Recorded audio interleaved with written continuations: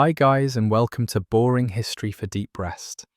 Tonight we step quietly into a winter that has not yet announced itself with snow, only with a tightening in the air and a subtle change in how the land feels under your feet. You are standing at the edge of a season that demands respect not because it is loud, but because it is patient. The trees have already decided, the animals know something you're only beginning to sense, and somewhere deep down, you probably won't survive this if you tried to face it with modern habits alone. So before you get comfortable, take a moment to like the video and subscribe, but only if you genuinely enjoy what I do here. And if you feel like it, let me know where you are listening from and what time it is there. There is something comforting about knowing winter exists everywhere, just in different accents. Now dim the lights and let the story begin without rushing, without forcing an ending before it arrives. You move slowly through a landscape that does not panic at the approach of cold. This is your first quiet lesson. For many Native American societies, winter was not an emergency season. It was expected, planned for, accepted. While European newcomers often wrote about winter as an enemy to be fought, Indigenous communities across North America treated it more like a stern relative. Difficult, yes. Dangerous, absolutely. But predictable if you listen closely enough. You notice how preparation begins long before the first snowfall. It starts in late summer when the sun still feels generous. That is one mainstream historical reality that shows up again and again in oral traditions and early ethnographic records. Survival in winter is not built in winter. It is constructed months earlier, piece by careful piece. You feel that truth settling in as you walk past drying racks, storage pits and camps that seem almost too orderly for a people outsiders once labelled as simple. The land itself is doing most of the talking now. You learn to read it without writing anything down. The thickness of animal fur, the way birds adjust their roots, the sound of wind at night. These are not poetic observations, they are data. When a certain bird disappears earlier than usual, it suggests a harsher winter ahead. When berries dry smaller and tougher, it hints at leaner months. You do not need a forecast when the environment has already delivered one. There is a curious detail that still surprises many people today. Some communities paid close attention to insects in autumn. The density of certain nests or the timing of their disappearance was sometimes used as a loose indicator of coming cold. It sounds almost whimsical, and to be fair, not everyone agreed on its accuracy. But it reflects a mindset where nothing living is ignored. Even the smallest creature might be holding a clue. You feel yourself slowing down. Winter survival is not about speed. It is about reducing mistakes. That principle shapes everything, from how food is handled to how shelters are positioned. Unlike modern buildings that try to shut the outside world out entirely, these winter homes are designed to cooperate with nature. You'll get to know them more intimately later, but for now you simply sense that nothing here is accidental. One thing becomes clear very quickly. Fire is important, but it is not the hero you expected. Warmth begins before the fire is lit. It starts with choosing the right place to live, the right materials, to gather the right rhythms to follow. Fire is just one part of a much larger system. That idea unsettles you slightly, especially if you are used to thinking of heat as something you turn on with a switch. As you settle into this world, you notice a kind of quiet confidence. There is no frantic stockpiling at the last minute, no dramatic rush as the temperature drops. Winter has arrived before, and it will arrive again. This continuity matters. It means knowledge is inherited, not invented on the fly. Children grow up absorbing winter logic long before they understand why it works. Elders do not need to explain every decision. Most of it has already been proven. Scholars still debate whether some winter practices developed primarily through environmental necessity or through spiritual worldview first. Did belief shape survival strategies, or did survival strategies eventually shape belief? The answer probably shifts, depending on the region and the people. What matters is that both threads are tightly woven together. You cannot pull one free without unraveling the other. There is also a softer side to this preparation that rarely makes it into textbooks. Emotional readiness. Winter brings long nights, isolation, and uncertainty. Communities prepared for that too, though not with checklists or manuals. They prepared through shared routines, stories, and an understanding that winter is not something to conquer, but something to move through together. That mental framing changes everything. You begin to sense how different this feels from modern anxiety around weather. There is no illusion of control here, but there is deep familiarity. The cold is not mysterious. It has patterns. It has moods. And if you respect those patterns, it often gives you enough space to endure. Even now, before snow touches the ground, the work is already shifting. Movement becomes more deliberate. Waste is avoided without discussion. Small comforts are noticed and appreciated. A dry place to sit, a warm drink at the right moment. These details begin to matter more as daylight quietly retreats. As night falls earlier each day, you find yourself listening more than looking. Sounds carry differently in cooling air. Footsteps feel louder, silence feels heavier. Winter announces itself in these subtle ways long before it becomes visible. And you understand something important. Survival here is not about overpowering nature. It is about aligning yourself with it so closely that you almost disappear into its rhythm. You take one last look around as the season edges closer, feeling both the weight of what is coming and the calm of knowing it has been met before. The land is ready, the people are ready. And whether you are ready or not, winter is on its way. You wake to a colder morning, not because frost has formed, but because the air feels thinner, sharper, as if sound itself has changed texture overnight. This is where learning truly begins. Long before winter shows its teeth, native communities learn to listen, not just with ears but with attention, sharpened by necessity. The land does not send alerts. It whispers, and only those who stay quiet long enough hear it. You start noticing patterns that once seemed invisible. Wind direction matters more now. A shift that lasts several days is not dismissed as coincidence. It suggests changes in weather systems moving across vast distances.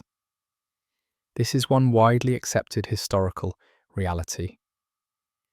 Many indigenous groups from the plains to the woodlands observed long-term environmental cues rather than reacting to isolated events. Preparation was never about today alone. It was about what today suggested about tomorrow. Animals become unwilling teachers. You watch deer adjust their movement, choosing lower ground earlier than usual. You see how small mammals build nests thicker, closer to protected areas. These are not charming details meant for storytelling. They are warnings. When animals change habits early, it often means resources will be scarcer or cold will arrive with more intensity. You do not anthropomorphize this behavior, you simply respect it. There is a lesser-known practice that still surprises researchers. Some communities paid close attention to the fat content of animals harvested in autumn. Thicker layers were sometimes interpreted as a sign of longer winters ahead. It was not an exact science, and elders often cautioned against relying on any single sign. But taken together, these observations formed a kind of living forecast built from centuries of shared memory rather than written data. You begin to understand that listening to the land also means knowing when not to act. If a river level drops faster than usual before freezing, it suggests ice will form unevenly. That knowledge might delay travel or change routes entirely. Modern maps cannot capture this nuance. It exists only in lived experience, passed down quietly through repeated winters. The soundscape changes too. Birds grow quieter. Insects disappear almost all at once, as if responding to a shared signal you cannot hear. Wind through bare branches creates a different rhythm, more hollow, more exposed. These sounds were once so familiar that people could identify seasonal shifts, even in complete darkness. Night listening was a skill, not a poetic habit. You pause and realize how foreign this kind of awareness feels now. Modern life encourages noise distraction, constant movement. Winter listening requires the opposite: stillness, patience. The willingness to admit you do not control what is coming. That humility is part of survival. It prevents reckless decisions driven by optimism rather than evidence. Some early European observers misinterpreted this patience as passivity. They wrote of people waiting rather than preparing. This misunderstanding appears repeatedly in colonial journals. In reality, waiting was often the most active choice available. Acting too soon could waste resources. Acting too late could cost lives. The land determined the pace, not the calendar. Historians still argue whether this depth of environmental literacy developed primarily from trial and error, or whether it was reinforced through spiritual teaching first. The debate remains open, and it likely varies across cultures. What is clear is that practical survival knowledge and belief systems were deeply intertwined. Observing the land was never separate from respecting it. There is also an emotional dimension to listening that often goes unspoken. Recognizing signs of a hard winter carried weight. It meant difficult conversations ahead. Rations would be tighter, travel more limited, risks multiplied quietly. But denial served no one. Facing that reality early allowed communities to adjust expectations long before hardship arrived. You notice how elders share these observations without drama. A comment here, a suggestion there. Children absorb it naturally, learning that the world communicates constantly if you pay attention. There are no lectures, no formal lessons, just repetition and presence. As the days shorten, this listening becomes habitual. You step outside, not just to move, but to assess. You feel temperature shifts against your skin. You notice how breath lingers longer in the air. You register changes without naming them consciously. Your body begins to participate in awareness, not just your mind. You realize something quietly profound. Winter survival begins with restraint, with learning when to stop talking, stop rushing, stop assuming. Nature does not hide its intentions. It simply refuses to shout. And those who survive are not the strongest or the fastest, but the ones who learn to listen before it is too late. You step towards shelter now, not as a place of escape, but as an extension of the land itself. Winter housing among Native American communities was never meant to impress, it was meant to cooperate. As the air hardens and wind grows more deliberate, you begin to understand how much thought went into structures that outsiders once dismissed as primitive. Nothing here is temporary in spirit, even if it can be taken apart. You lower your body slightly as you enter. That small act alone tells you something important. Warm air rises, cold air sinks. This is not modern science. It is lived experience, confirmed every winter. Many winter dwellings were designed with low entrances, specifically to trap warmth inside. You feel the difference immediately. The wind loses its authority the moment you cross that threshold. This is one mainstream historical fact that appears consistently across regions. Whether in earth lodges of the plains, semi-subterranean homes of the plateau, or longhouses in the northeast, winter shelters were shaped by climate-first aesthetics. Second, earth lodges, for example, used thick layers of soil and sod packed over wooden frames. From the outside, they blended into the landscape. From the inside, they held warmth with quiet efficiency. You place your hand against the wall and feel it. It does not feel cold the way bare wood does. The reminder lands softly. Earth changes temperature slowly.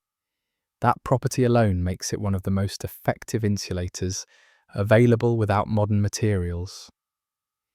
Snow piled against the outside walls only improves this effect. What looks like burial from a distance is actually protection.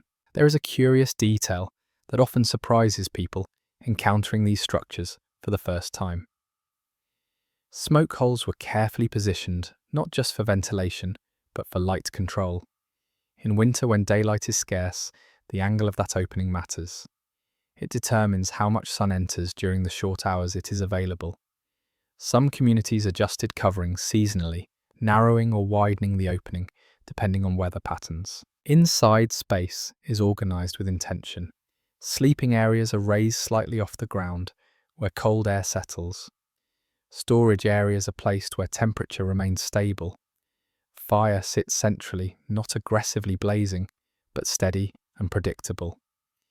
You sense that this space was designed to be lived in continuously, not merely endured. Early European settlers often misunderstood these homes. They assumed underground or earth-covered dwellings were signs of desperation or fear.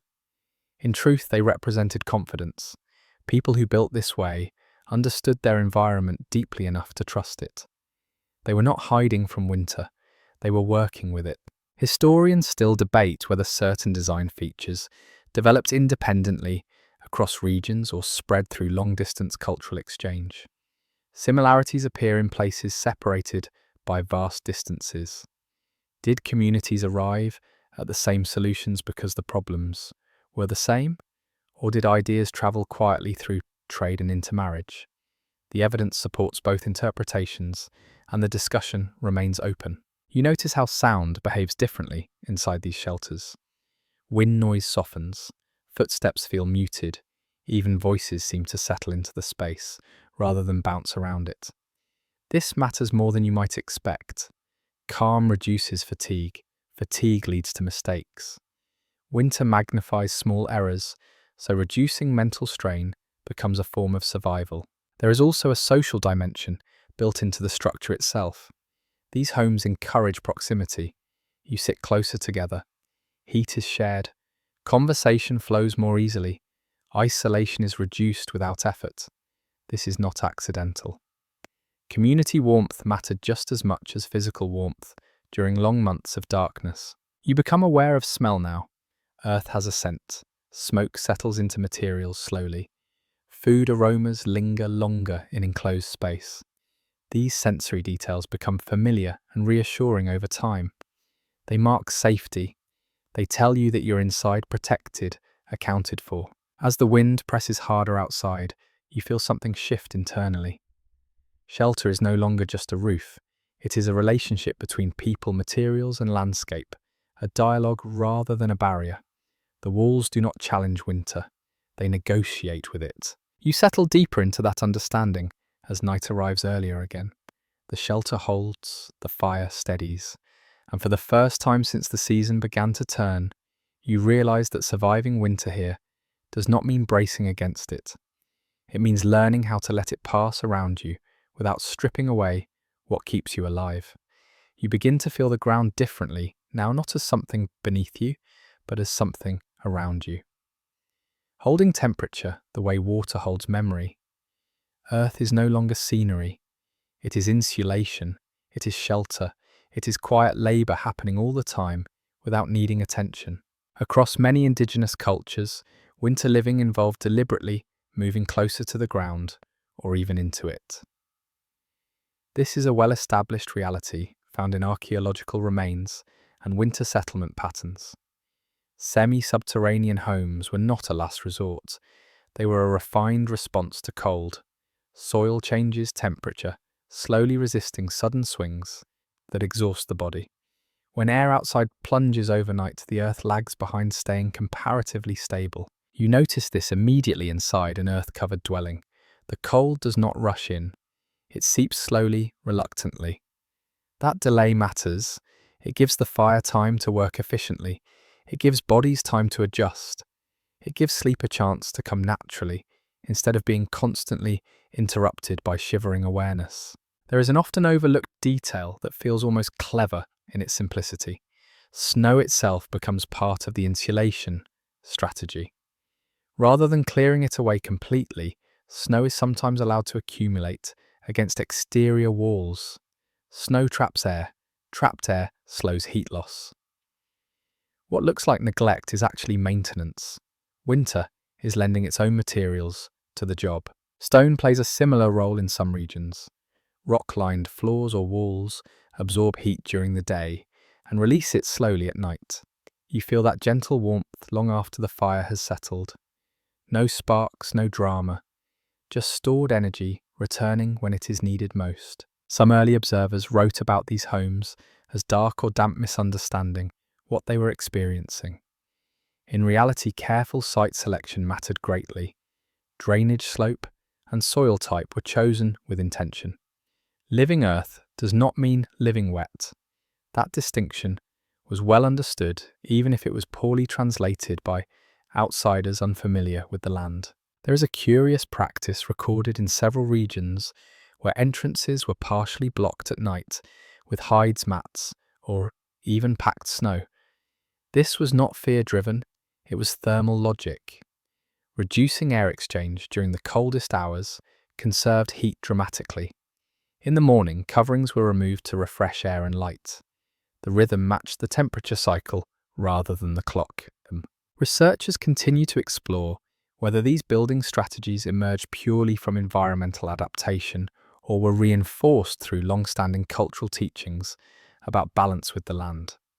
The discussion remains open because the evidence suggests both pathways were active. Knowledge did not belong solely to practicality or belief.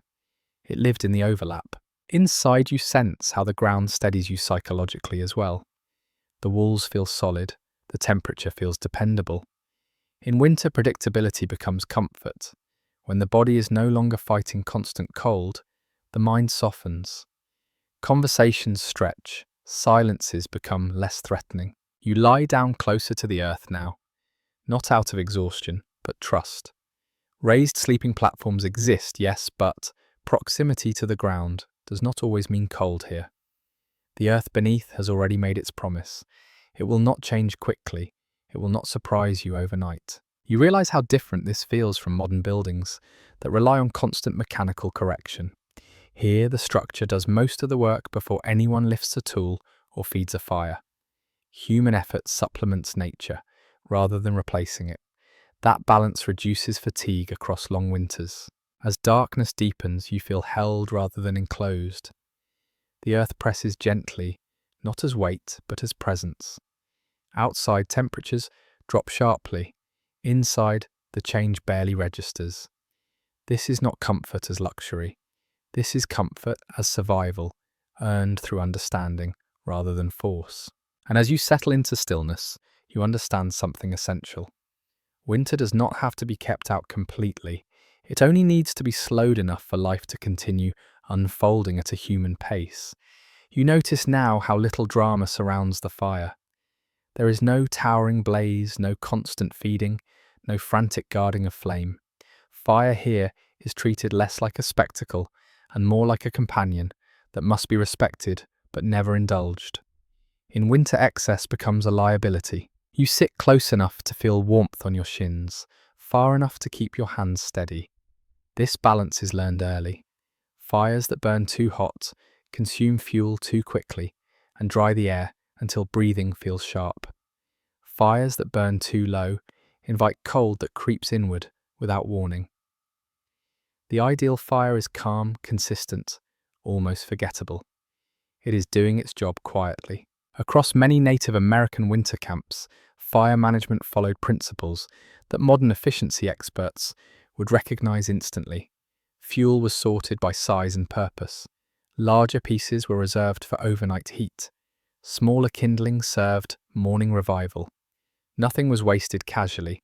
Wood was energy stored in solid form, and winter demanded careful accounting. You begin to appreciate how much knowledge lives in the act of tending embers rather than flames. A bed of coals holds heat longer than open fire. Ash is not immediately cleared away because it insulates what lies beneath. These are not tricks. They are habits formed through repeated winters, where mistakes were remembered vividly. There is an intriguing detail noted in several early accounts that still catches attention today. Some communities deliberately used certain types of wood only at specific times. Hardwoods that burned longer and hotter were saved for the coldest nights. Softer woods were used for cooking or short bursts of warmth. This was not preference. It was strategy shaped by scarcity. Smoke is managed with equal care. Rather than trying to eliminate it entirely, people learned how to guide it. Smoke holes were adjusted with remarkable precision. The goal was not perfect air clarity but balance. enough smoke to discourage insects and preserve materials, enough ventilation to keep lungs clear. This negotiation continued throughout the day as weather shifted. Outsiders often assumed constant fire was necessary for survival. In reality, restraint mattered more. Fires were sometimes allowed to settle low during daylight hours, when movement and activity kept bodies warm. Heat was concentrated during rest when exposure risk increased. Energy followed, need not habit. Those studying winter lifeways continue to examine whether these fire practices developed independently across regions or spread through shared knowledge networks. The question remains unsettled. Similar techniques appear among groups separated by geography and language. Whether this reflects universal problem solving or long-distance cultural exchange is still being explored. You feel how fire shapes time itself. Mornings begin with coaxing warmth back into the space. Evenings end with careful preparation for the night. The fire becomes a clock of sorts, marking transitions without numbers. Its rhythm guides sleep work and conversation. There is also an emotional intelligence embedded in this practice. A steady fire creates a steady atmosphere. Voices lower naturally, movement slow, anxiety fades into background warmth. In winter, mental calm is not optional, it is protective.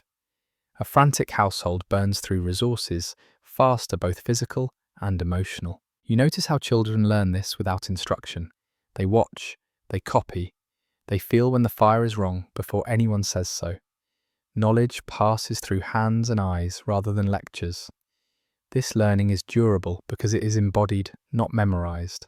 At night, you lie listening to the faint shift of embers settling. The sound is small but reassuring.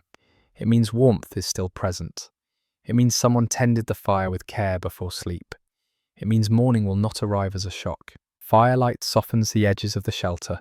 Shadows stretch and relax. Faces glow unevenly. This light is not bright enough to banish darkness completely, and that is intentional. Too much light strains the eyes and disrupts rest. Here, illumination is enough to orient, not dominate. Some ethnographic records describe winter fires as social centers rather than functional tools. People gathered around them to share food stories and silence.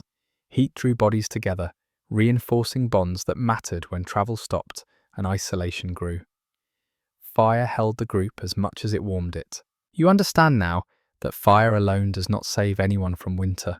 It must be paired with good shelter, appropriate clothing, sufficient food, and sound judgment. Fire is powerful, but only within a system that respects its limits.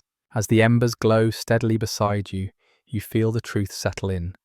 Survival here is not fueled by intensity. It is sustained by moderation, by knowing when enough is enough, by trusting quiet heat over dramatic flame. And as sleep approaches, the fire does not demand attention. It has been prepared to last. It will fade gradually, predictably, without surprise. Winter nights are long, but they do not need to be fought. They only need to be met with patience, warmth, and a fire that understands its role. You become aware of your clothing long before you think about fashion. In winter, garments are not decoration or identity first. They are systems. Each piece exists because it solved a problem someone once faced in the cold and remembered. Clothing here is grown, gathered, hunted, softened, stitched, and repaired with winter already in mind. You feel the weight of hide on your shoulders and notice how different it is from modern fabric. It does not trap air the same way synthetic insulation does. Instead, it works with moisture, breath, and movement. Many native communities relied on animal hides prepared specifically for cold weather, treated to remain flexible rather than stiff. This was a widely recognized practice across regions, documented repeatedly by early observers who often underestimated the skill involved in preparing winter garments. The process mattered as much as the material. Hides scraped too thin lost warmth. Left too thick, they restricted movement and increased fatigue. Balance was everything. The work of softening hides could take days, sometimes weeks, involving stretching, working, and repeated treatment. Winter clothing represented stored labor just as much as stored warmth. There is a lesser-known detail that surprises many people. encountering these garments up close. Fur was not always worn with hair facing inward. In certain conditions, hair outward helped shed snow and block wind while inner layers managed moisture from the body. The decision changed depending on temperature, activity level, and weather. Clothing was adjusted, not fixed. Layering emerges as a quiet principle here, though it is rarely named. Thin inner layers absorb moisture. Middle layers retain heat. Outer layers block wind. This approach appears across cultures separated by great distances. Some researchers continue to examine whether these similarities arose independently or through long-standing knowledge exchange routes that existed long before written records. The question remains open, but the effectiveness is undeniable. You notice how plant fibers also play a role. In some regions, inner garments were made from woven bark fibers or grasses chosen not for luxury, but for their ability to manage moisture and reduce skin irritation.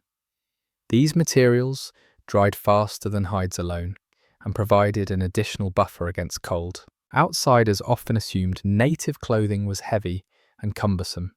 In reality, winter garments were carefully designed to allow movement. Hunting, gathering, and daily work continued through cold months. Clothing that restricted motion increased danger. Every extra ounce mattered when energy reserves were limited. Children learned early how to dress themselves properly, not through rules but sensation. Too warm meant sweating, which quickly turned dangerous once activity stopped. Too light invited numbness. Comfort existed in a narrow window, and learning to recognize it was part of growing up. Those studying traditional winter lifeways still explore how much of this clothing knowledge was shaped by experimentation versus inherited instruction. The evidence suggests a blend of both.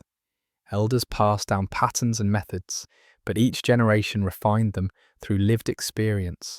Winter itself served as the final judge. You become aware of smell now. Smoke clings lightly to hides. Fat treatments leave a faint earthy scent. These smells are not unpleasant. They signal readiness. A garment that smells wrong often feels wrong, too indicating moisture or improper treatment. Sensory awareness becomes diagnostic. At night, clothing is not removed casually.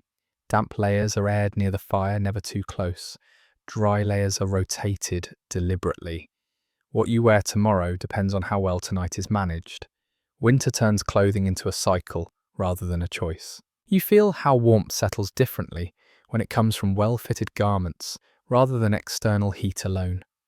The body retains its own energy more effectively. Movement stays fluid, fatigue eases slightly.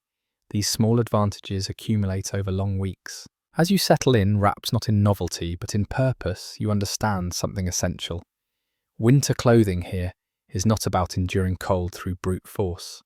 It is about maintaining balance between heat and breath motion, and rest, dryness, and protection. The hides rest against you, familiar and dependable. They have already passed through other winters. They know what is required. And as the night deepens, you realize that surviving cold begins with wearing knowledge as much as material. You begin to notice that warmth is not a single thing, but a sequence of small decisions layered gently on top of one another. No one garment carries the burden alone.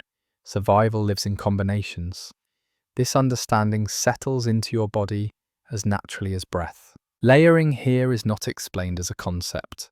It is practiced as instinct. Inner layers sit close to the skin, soft, flexible, meant to move moisture away before it becomes a problem. Outer layers exist to interrupt wind and drifting snow. Between them, space matters. Air held still becomes insulation. That quiet pocket of warmth does more work than thickness ever could. This approach appears again and again in winter clothing traditions across North America. From Arctic-adapted communities to those living in temperate forests, the principle remains consistent even when materials change. Multiple light layers allow adjustment throughout the day. You add or remove pieces without exposing yourself completely. That adaptability is not convenience, it is safety. There is an unexpected nuance to this practice that many people miss. Layering also protects against overheating. In cold environments, sweating is dangerous. Moisture trapped against the skin steals heat rapidly once movement stops. Layering allows heat to escape, gradually preventing the body from tipping into exhaustion. Warmth must be managed, not maximized. You feel how each layer plays a role. An inner garment dries quickly from body heat. A middle layer holds warmth evenly. An outer layer takes the abuse of wind and snow. When one layer fails, the system compensates. This redundancy matters when repair options are limited and conditions change quickly. Some winter garments included adjustable elements, such as ties wraps or removable panels. These were not decorative. They allowed fine-tuning based on activity level. Hunting uphill demanded different heat management than sitting still near a fire. Clothing responded to movement rather than forcing the body to adapt blindly. Those who study Indigenous winter lifeways continue to examine how such clothing systems developed with such consistency across vast regions. Whether these principles emerged through parallel problem solving or were shared along ancient trade and communication routes remains an open discussion. What is certain is that layering worked well enough to persist for generations. You become aware of how the body learns to read its own signals. A slight chill warns you to adjust before cold settles deep. Too much warmth signals the need to slow down or loosen layers. This constant feedback loop keeps you engaged with your own survival rather than distracted by discomfort. Children absorb this knowledge early. They fidget with layers, instinctively learning through sensation rather than instruction. Elders watch quietly, stepping in only when necessary. Mistakes become lessons, but rarely fatal ones. Knowledge grows in the space between comfort and consequence. There is also a subtle social element at play. Layering allows shared warmth without dependence. Everyone manages their own system, reducing strain on communal resources like fire. Independence here does not mean isolation. It means responsibility. At night, layers change again. Day garments are aired. Sleeping layers are dry and reserved. Bedding adds another sequence of trapped air and heat. You feel how rest becomes deeper when the body is neither fighting cold nor overheating. Sleep itself becomes a survival tool. As you lie still, you reflect on how modern assumptions often equate warmth with bulk or intensity. Here, warmth comes from restraint and flexibility, from allowing the body to breathe while remaining protected, from understanding that winter punishes extremes. You settle deeper into your layers, feeling how they move with you rather than against you. The cold outside remains present but distant. It presses, but it does not invade. This quiet success is not dramatic enough for stories told in haste. It is the kind of success that allows stories to be told at all. And as the night stretches on, you realize that layering is not just a clothing strategy, it is a philosophy. Meet winter gradually. Respond instead of resist. Carry what you need and nothing more. That approach will carry you further than strength ever could. You reach for food now, and in doing so, you reach backward in time. Winter meals are not created in winter. They are revealed. Every bite carries the memory of warmer months of hands working under long sunlit days of decisions made when scarcity still felt distant. Across Indigenous communities, it is firmly established that winter survival depended heavily on food prepared well in advance. Hunting seasons, harvesting cycles, and preservation work intensified long before snow arrived. This was not optimism, it was calculation. Winter demanded predictability, and predictability came from storage. You open containers that do not look impressive at first glance. Dried meat hangs stiff, darkened by smoke and time. Roots rest packed carefully in cool earth. Berries, reduced to wrinkled intensity, hold more flavour than their summer versions ever did. These foods were chosen not for variety, but for reliability. There is a lesser-known practice that still feels almost playful in its ingenuity. In some regions, frozen ground itself became a storage medium. Meat was cached in shaded pits or suspended where cold air could circulate freely. Rather than fighting freezing temperatures, people allowed winter to do the preserving. Nature became a collaborator rather than an obstacle. Cooking changes accordingly. Stews stretch ingredients further. Fats are valued more highly now, not as indulgence, but necessity. Fat carries energy densely and burns slowly in the body. Protein repairs muscle, stressed by cold and labour. Meals are designed to sustain rather than excite. Outsiders often misunderstood this simplicity. Early accounts describe winter diets as monotonous or lacking. What they failed to grasp was efficiency. Digestive strain wastes energy. Familiar foods reduce that cost.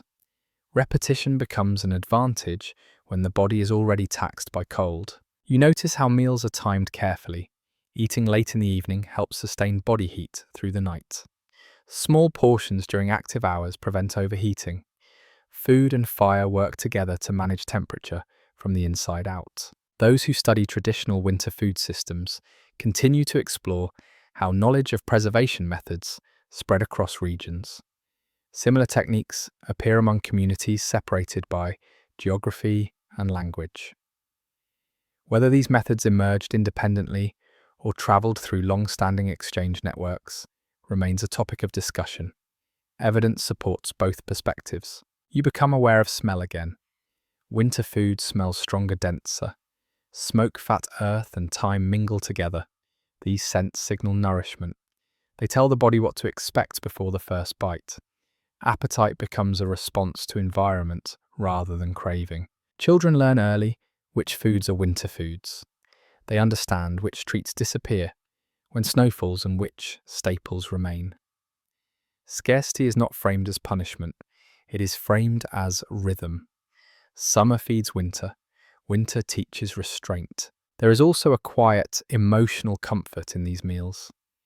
Eating something prepared months earlier connects you to your own past effort and to the collective memory of the group. You're not just eating calories, you're consuming foresight. At night, you feel how food lingers longer in the body. Warmth spreads slowly, evenly. Hunger stays quiet. Sleep comes easier. This is not coincidence. It is design refined across generations. You realize now that winter survival here is less about innovation and more about trust. Trust in stored knowledge, trust in preparation. Trust that what was done earlier will be enough now. As you finish eating and settle back into stillness, the cold outside feels less urgent. Not gone, just managed. You carry summer within you in the form of dried meats, stored roots, and preserved fat. Winter closes in, but it does not arrive empty-handed.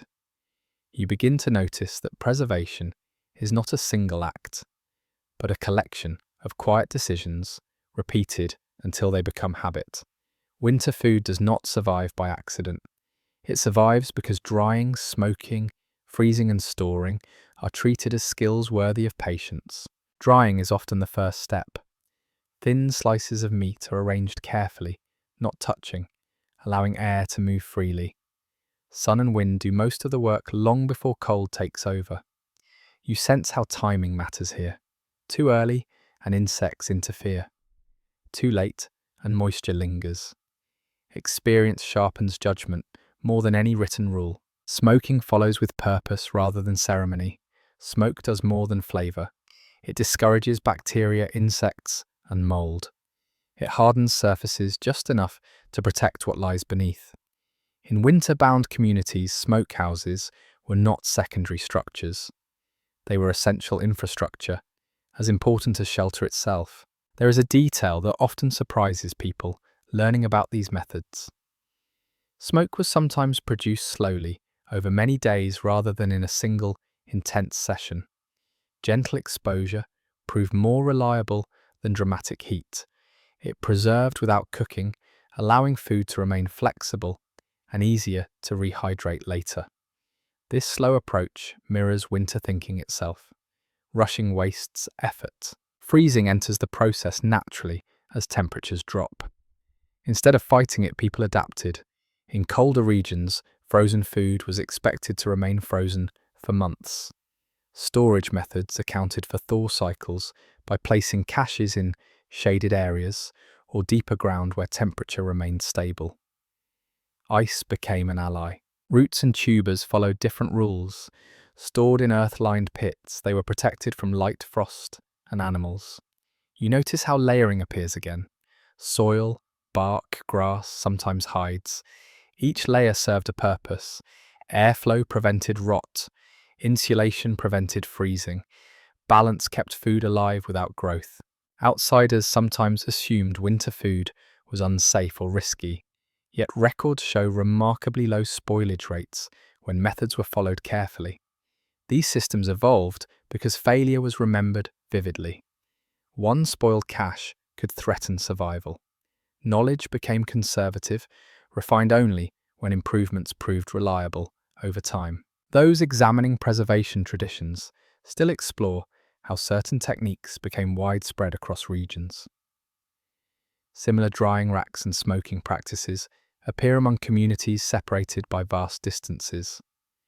Whether this reflects shared ancestry, long-distance trade, or parallel innovation remains an open line of inquiry. What remains clear is effectiveness. You notice how preservation shapes daily rhythm. Food preparation becomes part of routine rather than special event. Small amounts are taken, used, and returned carefully. Waste is noticed immediately. Nothing disappears unnoticed in winter. Children participate early. They learn how to cut evenly, how to hang strips so air moves correctly, how to recognize when something smells wrong. These lessons are sensory rather than verbal. Trust is placed in smell, touch, and texture. There is also a psychological benefit here. Knowing food is secure reduces fear.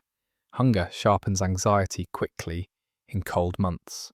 Reliable stores calm the mind, allowing attention to focus elsewhere. Winter becomes manageable rather than overwhelming.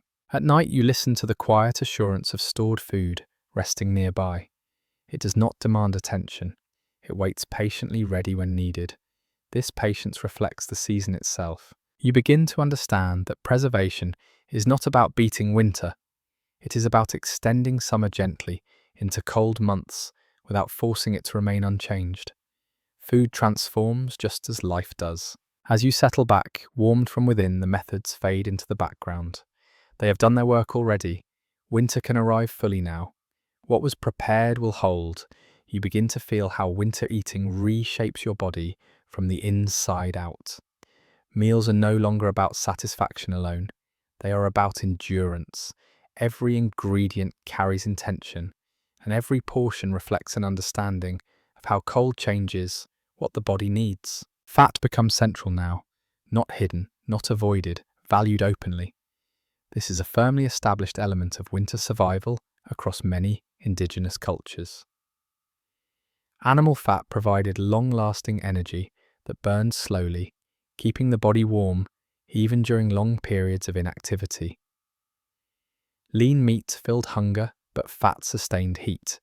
That distinction mattered deeply when night stretched on and movement slowed. You notice how meals feel heavier, denser, not uncomfortable, just grounding. Food sits differently in the stomach during winter. It stays longer, it works harder. Stews enriched with marrow or rendered fat become common. Broths grow richer. These are not indulgences. They are calculated responses to cold. Protein plays its role quietly. Muscles strained by cold and daily labor need repair. Protein provides that stability. You feel strength returning more steadily when meals are simple and familiar. Digestive effort stays low. Energy is conserved. Winter punishes inefficiency at every level, even inside the body. There is a small but revealing practice recorded in several communities. Certain foods were avoided during the coldest periods, not because they were unavailable, but because they cooled the body too much during digestion. Light, watery foods could leave you feeling chilled afterward. Heavier foods countered that effect. This kind of dietary awareness feels subtle, but it reflects generations of observation rather than theory. Meals are timed with care. Eating before sleep helps sustain warmth through the longest hours of darkness. A well-timed evening meal reduces the need for larger fires overnight. Body heat and fire heat work together rather than competing. This coordination between food and fuel reduces overall strain on resources.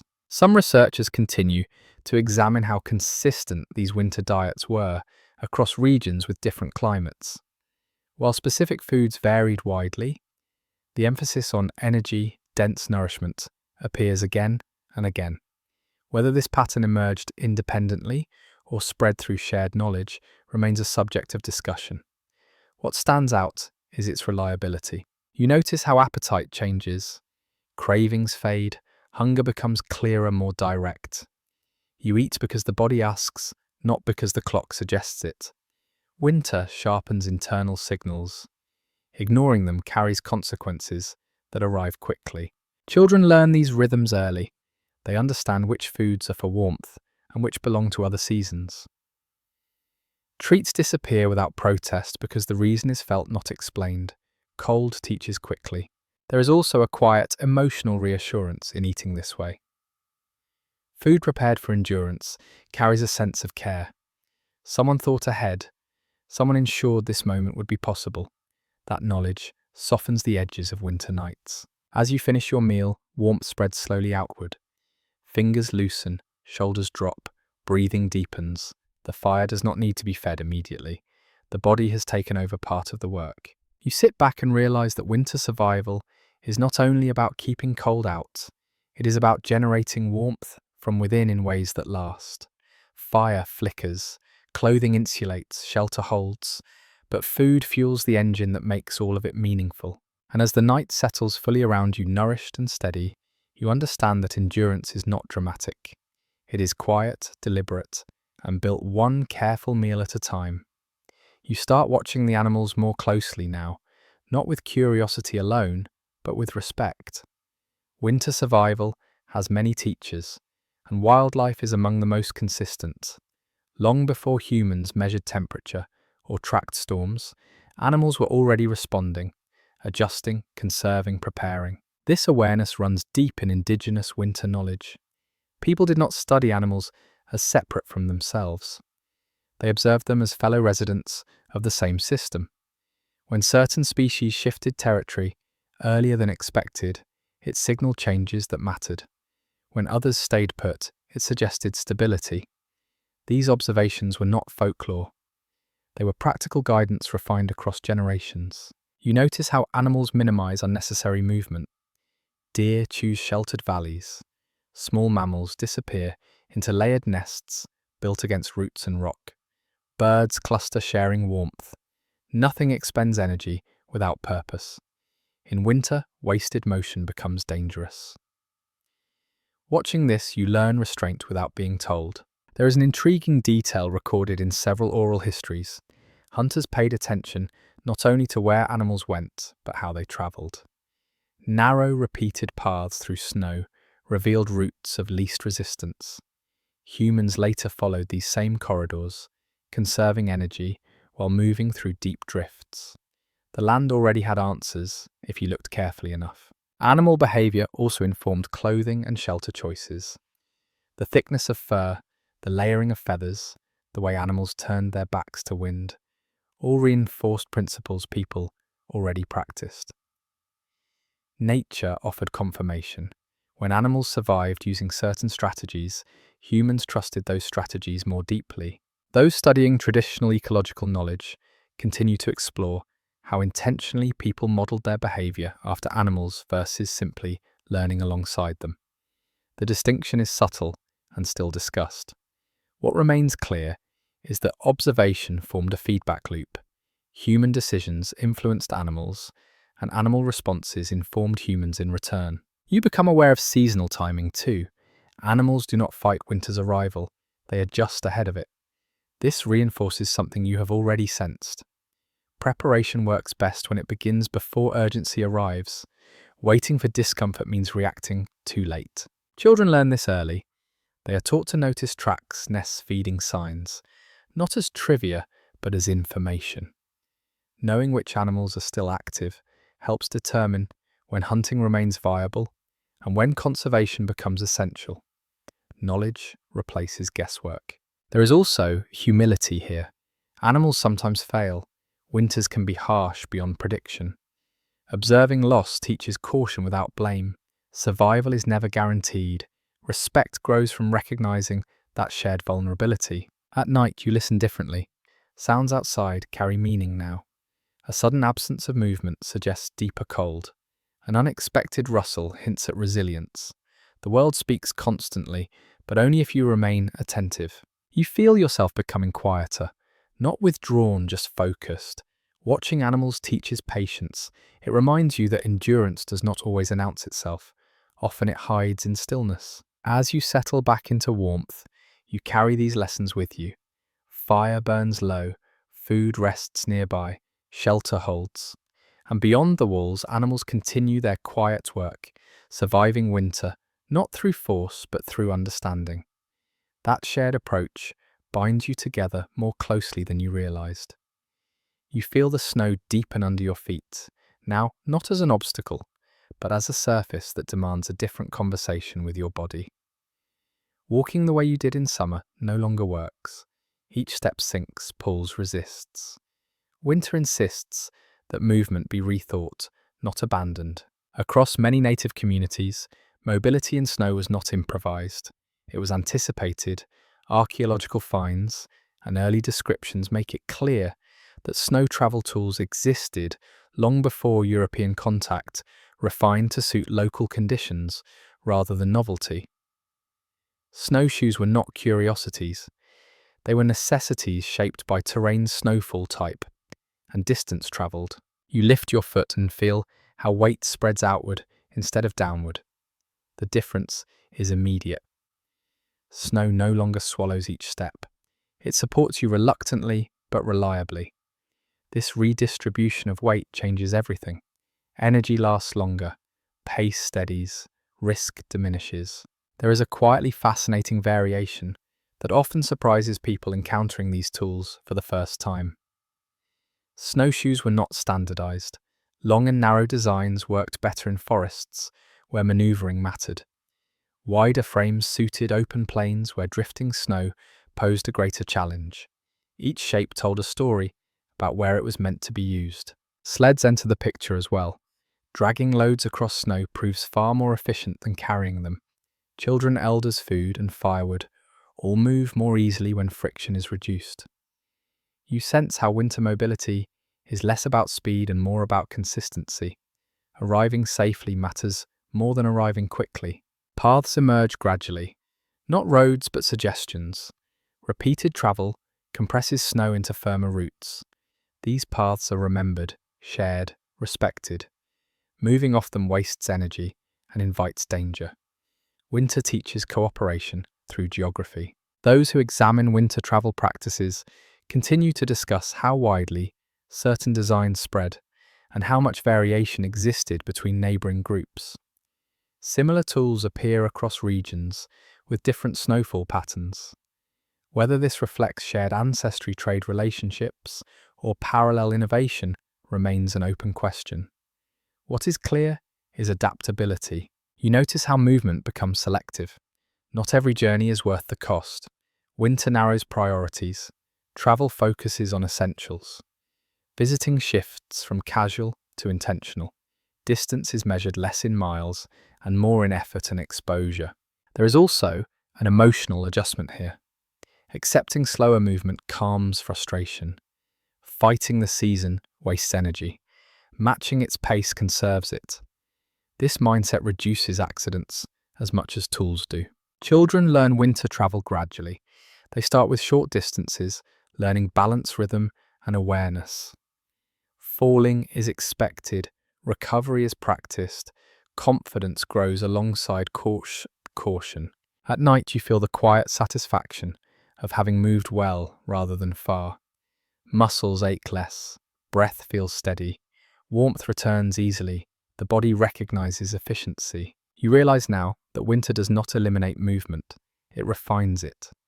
Travel becomes deliberate, thoughtful, shaped by tools that respect the surface rather than conquer it. As you settle back into shelter snow piled quietly outside, you understand something essential. Survival here is not about standing still. It is about learning how to move when the world changes beneath your feet. You begin to feel distance differently now, not as a line on a map, but as a calculation that lives in your chest and legs. Winter reshapes the meaning of far. What once felt close becomes conditional. What once felt routine now requires intention. As cold deepens, travel stops being casual. This is a plainly observed feature of winter life across many indigenous societies. Journeys were weighed carefully against weather, daylight, and necessity. Movement did not disappear, but it narrowed. Winter demanded selectivity, not isolation. You pause before leaving shelter, listening first. Wind matters more than destination. Clouds matter more than plans. A clear sky can invite movement. A shifting one suggests delay. Patience here is not hesitation, it is judgment. You notice how communities adjust expectations without complaint.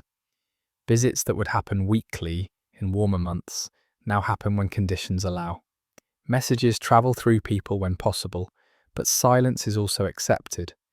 Lack of contact does not imply neglect, it implies understanding. There is a small but telling detail recorded in several winter accounts. People often waited until midday to travel, even if it shortened their journey time. Light mattered, warmth mattered. Leaving too early increased risk without offering much reward. Winter teaches you to choose the safest window, not the longest one. Routes change as well. Frozen rivers sometimes become highways offering flat, efficient paths. Other times they become hazards avoided entirely. Knowledge of ice thickness, current and temperature history guides these decisions. Ice is never treated as static. It is watched, tested, respected. Those studying winter mobility continue to discuss how these route choices were communicated across communities. Whether knowledge spread through formal teaching or through shared experience remains debated. What is clear is that mistakes were remembered collectively. Dangerous paths gained reputations that lasted years. You feel how the body responds to reduced movement. Muscles stay warm but not strained. Energy is conserved for tasks that cannot be postponed. This conservation is not laziness, it is prioritization shaped by environment. Children absorb this logic early. They learn which journeys are worth the effort and which can wait. Curiosity is guided, not suppressed. Winter does not forbid exploration, it asks for timing. There is also a psychological relief in narrowing movement. Fewer choices reduce mental strain. When survival depends on clarity, simplicity becomes comforting. Winter strips life down to what matters most and leaves little room for distraction. You notice how tools are staged near exits, snowshoes ready, sleds prepared, clothing layered. Preparation replaces spontaneity. That trade feels fair. As evening approaches, you sense the invisible boundary closing in. Darkness arrives earlier now, decisive and heavy. Travel at night is avoided unless absolutely necessary. Sound carries strangely. Cold dulls reaction time. Staying put becomes the safer choice. You settle back into a shelter with the quiet satisfaction of having chosen well. Not moving can be as important as moving. Winter rewards restraint. You realize now that selective travel is not a limitation, it is an adaptation. It allows life to continue within safer margins until conditions change again. And as the night deepens, the world outside grows still. Distance waits patiently. There will be time for it later. For now, warmth and presence are enough. You begin to notice how winter quietly rearranges the idea of independence. Survival shifts away from what one person can manage alone and toward what can be shared without strain. Cold has a way of revealing which efforts are lighter when carried together. Across many Native American societies, winter intensified cooperation rather than isolating households. This is a well-recognized pattern in seasonal settlement studies. Families clustered more closely, work synchronized naturally. Tasks that drained energy when done alone became manageable when divided. Community was not an abstract value here. It was a practical response to cold. You see how labor adjusts. One person tends fire while another prepares food.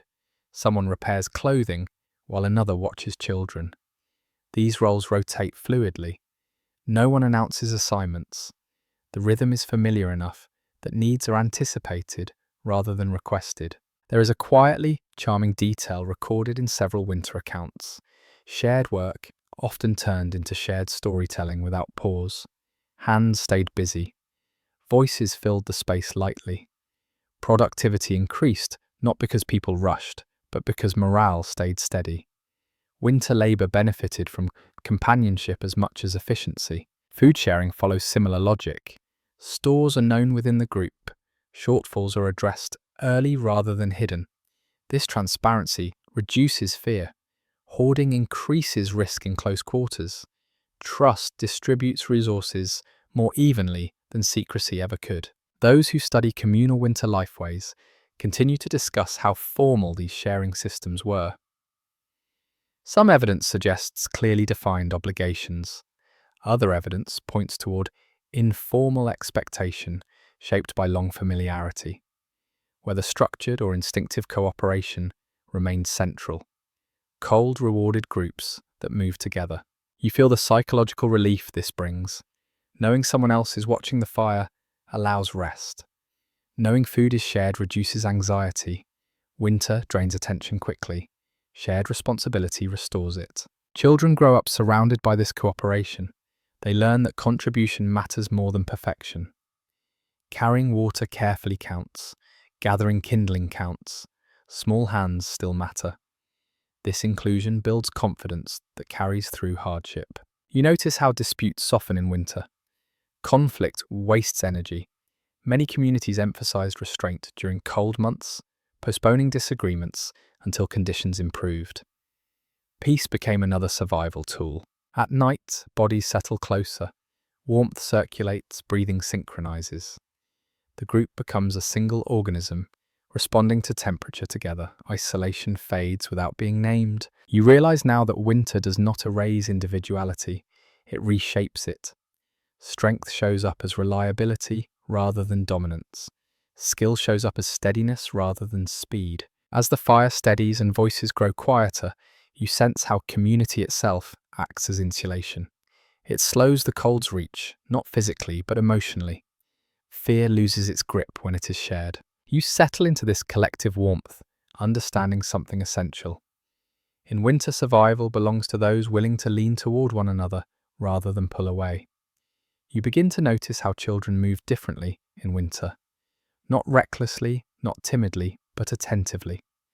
Cold sharpens their awareness, early shaping habits that last long before they understand the reasons behind them. Winter becomes a teacher that does not soften its lessons for age. It is broadly recognized in historical and ethnographic records that Indigenous children were expected to learn winter survival gradually rather than being shielded from it.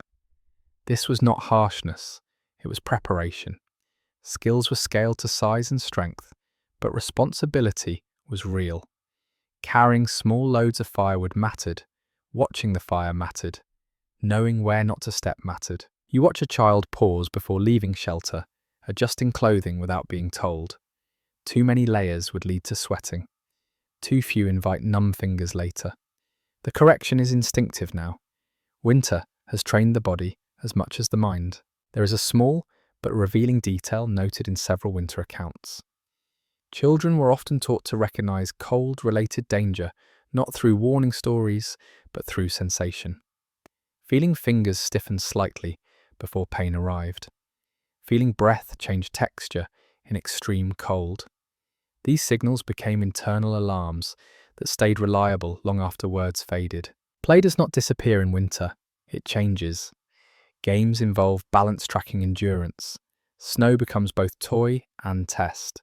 Falling is expected, getting back up is practiced. Laughter accompanies learning, reducing fear, while reinforcing awareness. Some observers once assumed children were left to endure winter without care. This misreading appears repeatedly in outsider descriptions. In truth, guidance surrounded them constantly, just not loudly. Adults watched closely, stepping in before mistakes became dangerous, then stepping back again. Independence was built gradually, not demanded suddenly. Those studying childhood in winter societies still discuss how much freedom children had compared to modern standards. Evidence suggests a careful balance. Exploration was encouraged within known boundaries. Trust grew alongside competence. Winter made consequences clear without requiring punishment. You notice how children learn from elders as much as parents. Grandparents share quiet corrections, small stories, gestures that convey more than explanation ever could. Knowledge flows sideways as well as downward. Winter strengthens these connections through proximity. There is also an emotional resilience forming here. Long nights teach patience. Repetition teaches steadiness. Scarcity teaches appreciation. These traits do not announce themselves, but they accumulate, shaping adults who do not panic when conditions worsen. At night, children settle into shared sleeping spaces without protest. Warmth matters more than privacy. Listening to familiar breathing becomes comforting. Darkness loses its edge when it is shared. You feel how this upbringing creates adults who trust their senses. They know when to stop, when to push, when to wait. Winter survival becomes second nature rather than constant stress. As you watch a child drift towards sleep, wrapped in layers that smell faintly of smoke and hide you, understand something quietly powerful. Winter knowledge does not arrive all at once. It grows slowly, season by season, shaped by care, observation, and the steady belief that the next generation must be ready before the cold demands it. You become aware of illness in winter, not as something dramatic, but as something that settles quietly into the edges of daily life. A cough sounds heavier at night. A fever feels more serious when the fire dips low, and the world outside the shelter offers no easy help. Cold does not cause sickness on its own, but it makes every weakness harder to ignore. It is well documented in historical accounts that medical care during winter was limited and slow across much of indigenous North America. Distance weather and season narrowed options. Communities responded by refining observation rather than relying on intervention. People watched closely. Changes in breathing appetite and alertness mattered more than naming an illness. You notice how routines shift when someone falls sick. The fire is kept steadier. Warm liquids are offered more frequently. Rest is protected, noise softens. These adjustments are subtle, but they matter. Winter punishes neglect quickly, especially when the body is already strained. There is a detail that feels almost surprisingly gentle. Sick individuals were often kept warm without being overheated. Blankets were layered carefully. Airflow was managed so breathing stayed easy. This balance reflects deep familiarity with cold-related stress. Comfort is calibrated, not assumed. Plants gathered earlier in the year quietly return to relevance now.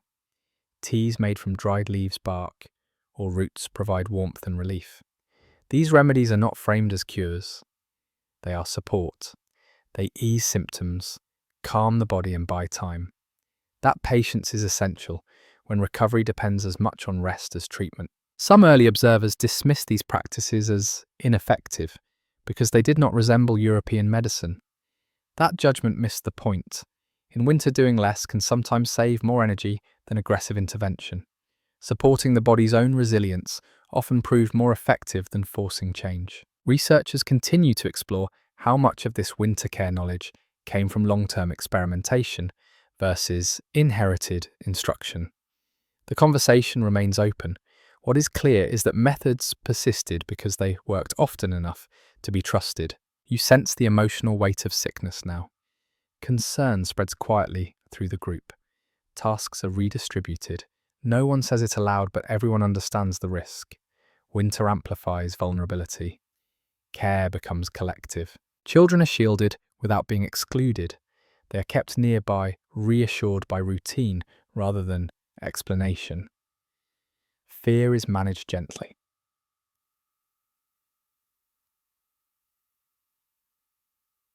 Calm becomes another form of medicine. So at night, listening takes over. Breathing is counted. Small movements are noted. Darkness sharpens attention.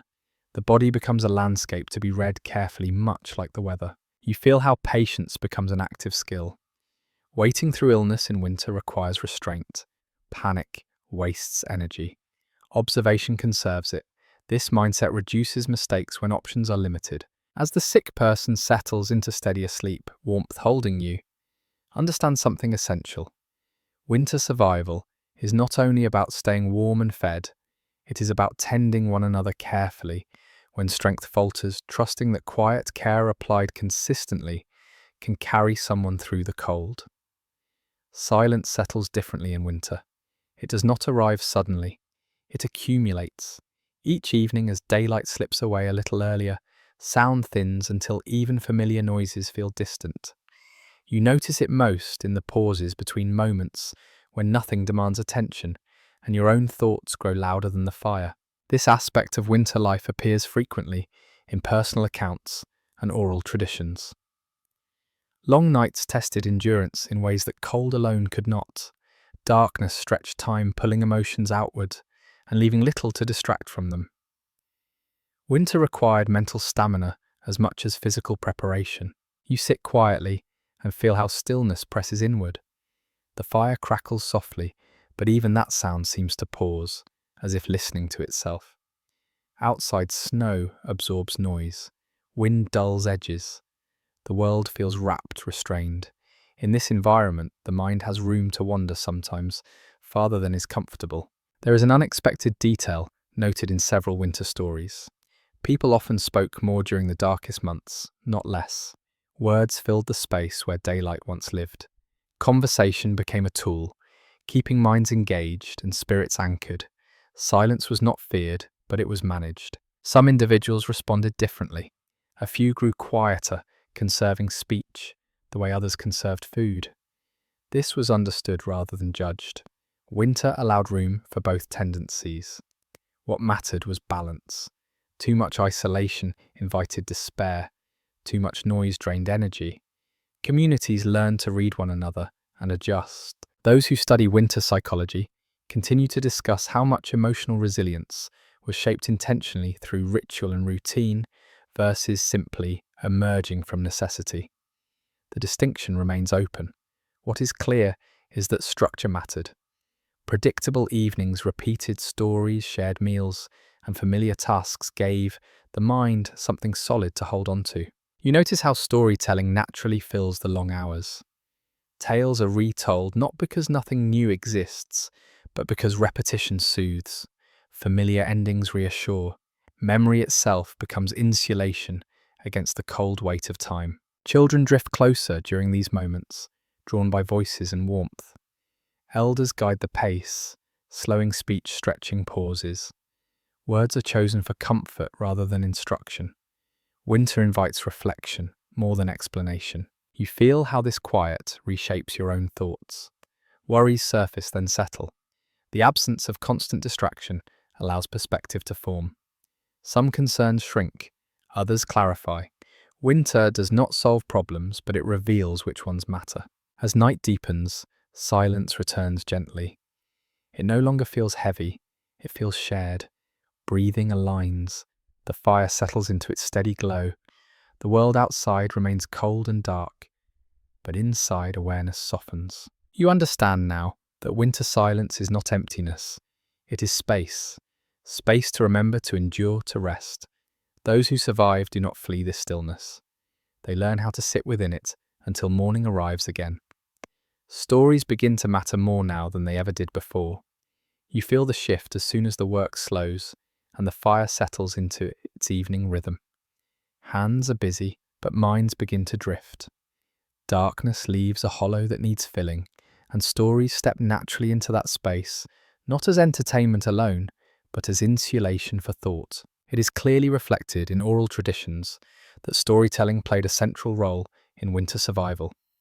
Knowledge moved through narrative because narrative stayed memorable when writing was unnecessary or unavailable.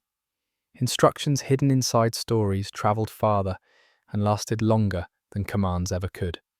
Winter gave these stories their longest audience. You sit closer to the fire and watch faces change as voices rise and fall. Shadows stretch along the walls, exaggerating gestures, turning small movements into something larger. This is the hour when cadence slows and words soften, when speech is shaped for comfort rather than speed. There is a delightful detail tucked into many winter storytelling traditions. Some stories were told only during the cold months, never in summer. The reasons varied. Certain tales were believed to belong to snow and darkness. Others carried lessons that only made sense when hardship was near. Winter earned the right to hear them. Stories circle familiar ground, migration journeys retold until every bend in the river feels known, encounters with animals repeated until respect becomes instinct, humorous missteps shared openly, reminding everyone that mistakes are survivable if learned from. Laughter rises more easily in winter because it warms without burning fuel. Those who examine the role of narrative in seasonal survival continue to explore whether storytelling primarily served psychological resilience or practical instruction. The discussion remains open. Evidence suggests both were inseparable. Stories steadied the mind while quietly reinforcing behaviour that kept people alive. Children listen differently now. They are still alert, absorbing more than words. The patterns of voice, the pauses, the shared reactions, all signal importance. Lessons settle without pressure. Winter creates the time necessary for that absorption. You notice how stories also reinforce belonging. Shared memory binds people when movement stops and isolation grows. Knowing the same stories means knowing the same world. In winter, that shared reality matters. Silence returns between stories, but it feels lighter now. Filled. The mind has something to rest against. The fire crackles softly, punctuating pauses rather than interrupting them. As the evening deepens, voices fade naturally. No one rushes an ending.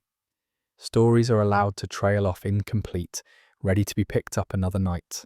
Continuity matters more than conclusion. You settle back feeling how storytelling has done its work. The night feels shorter, the darkness less heavy. Winter has been given a shape, a voice, a place within the shelter. You understand now that stories are not distractions from survival. They are part of it. They carry knowledge, calm fear, and remind everyone that others endured this cold before and lived to tell about it. The fire dims, breathing steadies, and as the last words fade into quiet, winter feels a little less alone. You begin to sense that winter is not framed here as an enemy to be defeated, but as a presence to be negotiated with care. The cold has a personality. It demands attention, but it also offers structure. This way of thinking changes how fear behaves. It becomes something to listen to rather than something to flee. Across many Native American cultures, winter held spiritual weight alongside physical challenge. This is a commonly recognized feature in recorded beliefs and oral traditions. Cold was understood as part of a living cycle, not a punishment. Survival depended on maintaining balance rather than exerting dominance. That perspective shaped daily decisions as much as ritual moments. You feel this balance in how people speak about winter. There is no constant complaint, no dramatizing of hardship. Respect replaces resentment. Winter is acknowledged for what it takes, not cursed for what it removes. This emotional framing reduces panic and preserves energy when conditions grow difficult. There is a subtle practice that appears in several traditions. Certain actions were avoided during the deepest cold, not because they were impossible, but because they disrupted balance. Overhunting, excessive travel, unnecessary noise. Winter asked for restraint. Taking more than needed was believed to invite trouble, whether understood spiritually or practically. Ceremonies and quiet observances often marked the transition into winter rather than its peak. This timing mattered. Acknowledging the season early encouraged mental readiness before hardship arrived. Preparation of spirit preceded preparation of body, reinforcing patience and humility. Some early observers misunderstood these beliefs as superstition. They failed to see how belief reinforced behavior that reduced risk. Framing winter as something to be respected encouraged caution. Caution preserved life. In that sense, belief functioned as a survival tool, whether or not it was named as such. Those studying indigenous cosmologies continue to explore how deeply spiritual interpretation influenced practical winter decisions. Did belief guide behavior first, or did effective behavior later take on spiritual meaning? The conversation remains unresolved. What stands out is how seamlessly the two work together. You notice how gratitude appears even in scarcity. Meals are acknowledged, warmth is noticed, survival itself is not taken for granted. This gratitude softens hardship without denying it. It anchors people emotionally when conditions strip away comfort. Children absorb these attitudes naturally. They hear stories where winter teaches lessons rather than inflicts punishment. They learn respect without fear.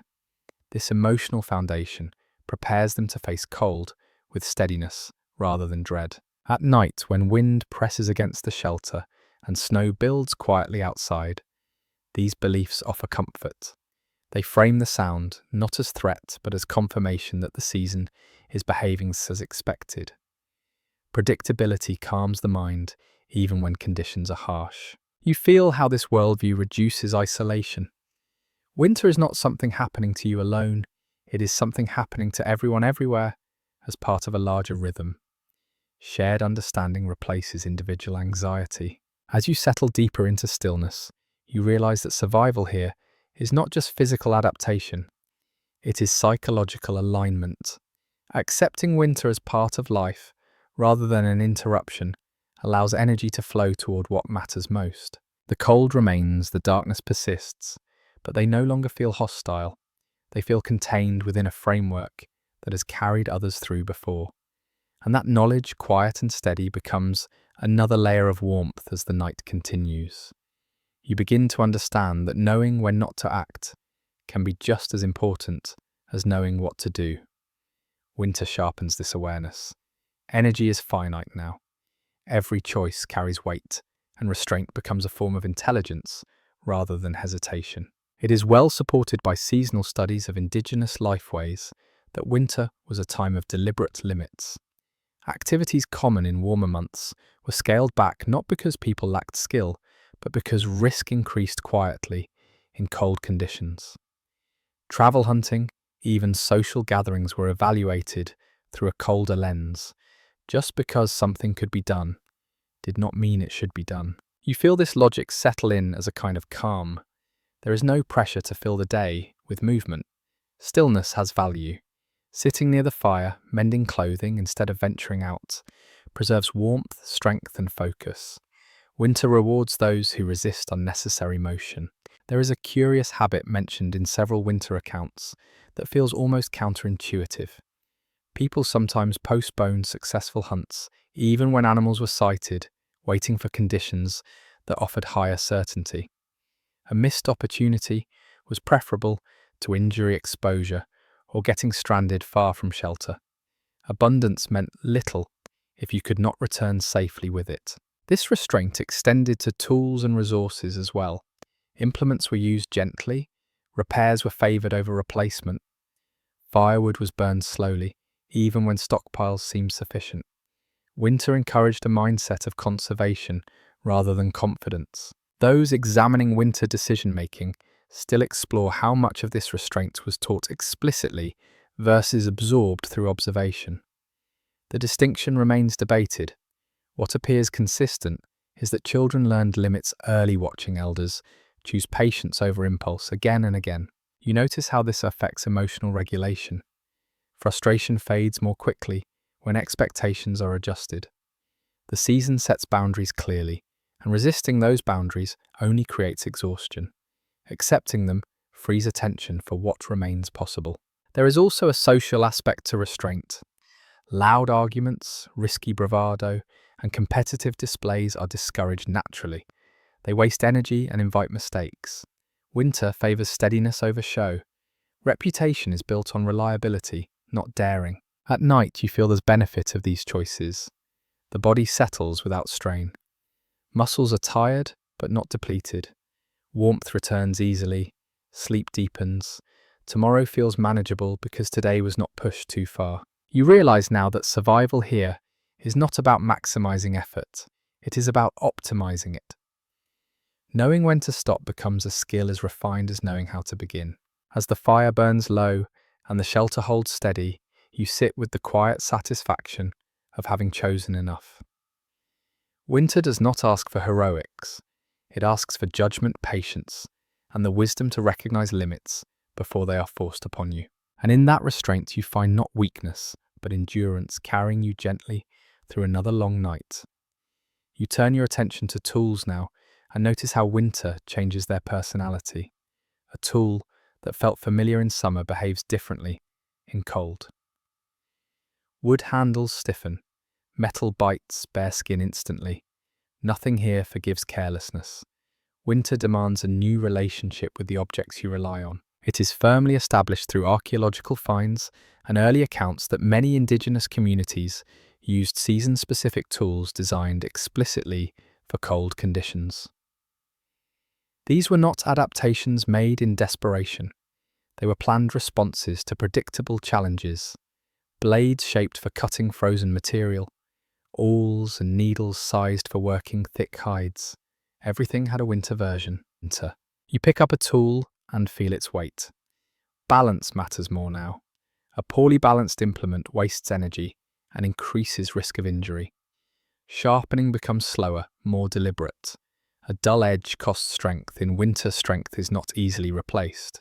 There is an intriguing detail noted in several winter records.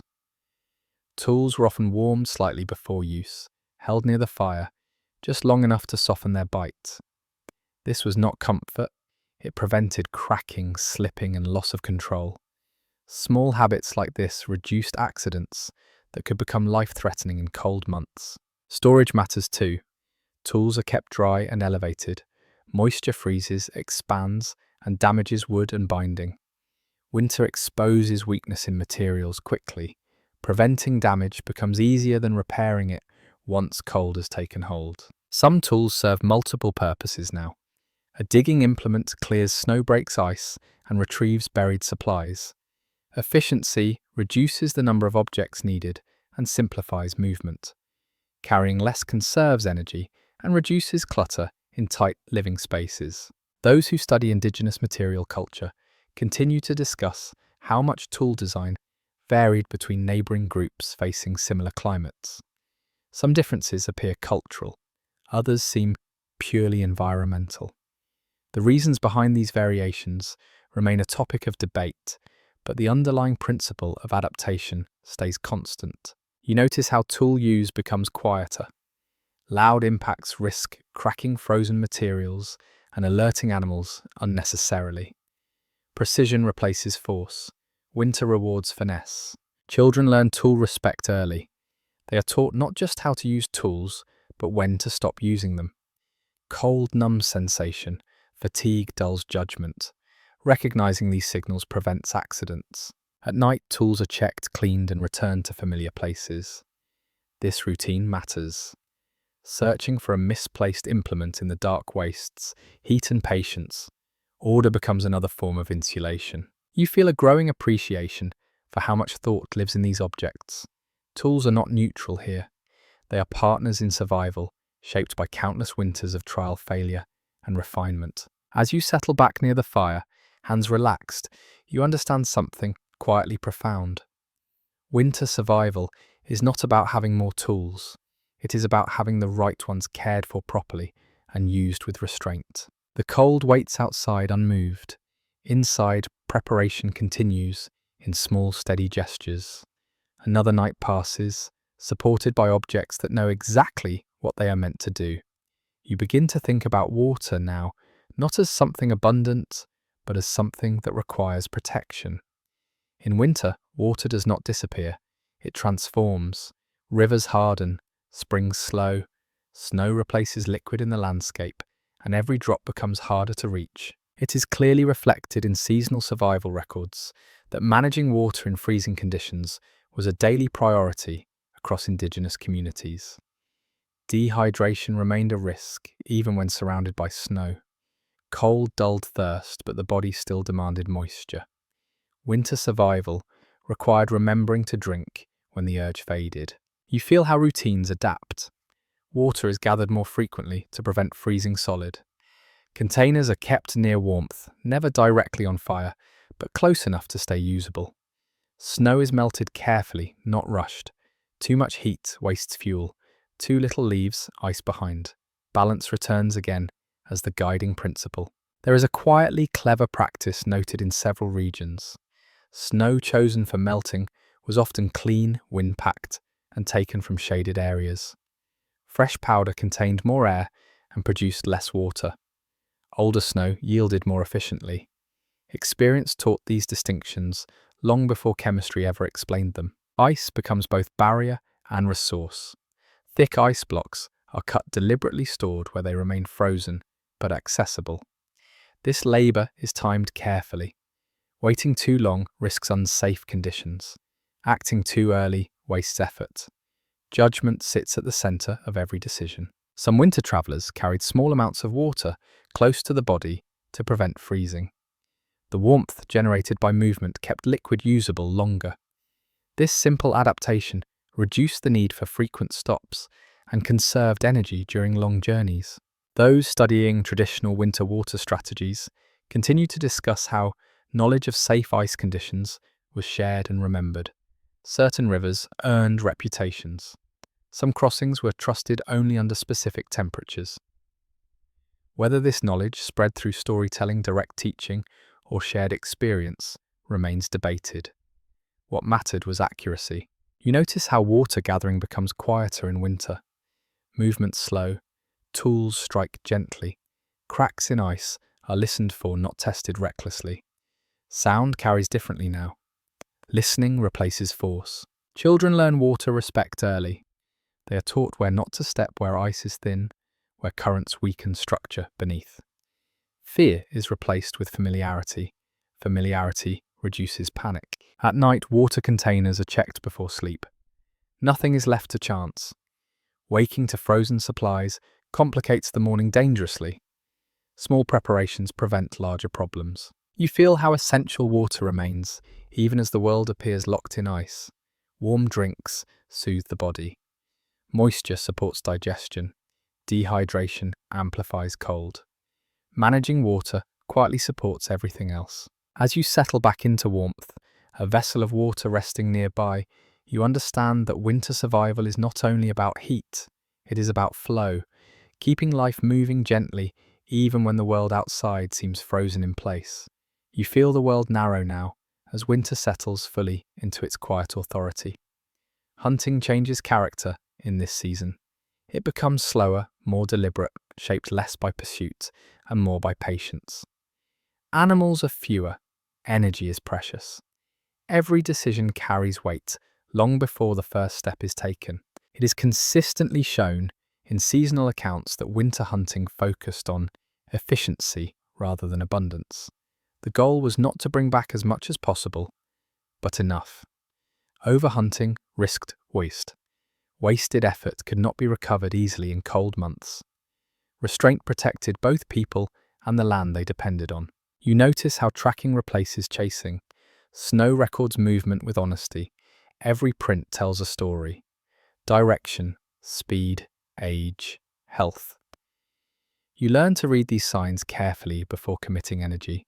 Following the wrong trail wastes daylight and strength. Winter punishes guesswork quickly. There is a fascinating detail mentioned in several oral traditions.